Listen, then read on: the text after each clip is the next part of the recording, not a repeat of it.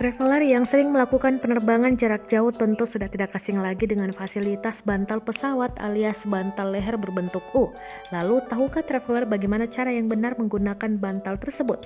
Melansir dari news.com.au, ternyata tidak semua orang mengerti dan bisa menggunakan bantal bentuk U tersebut dengan benar.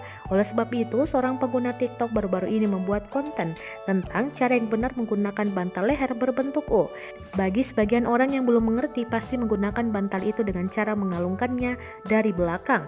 Namun pengguna TikTok dengan akun @sydneyras mengatakan ini adalah sesuatu yang saya harap saya ketahui sebelum saya berusia 30-an. Ia lalu mempraktikkan cara memakai bantal itu dengan benar. Sebelum dikalungkan di leher, pria itu membalikan bantal dan menaruh kedua ujung bantal di belakang lehernya.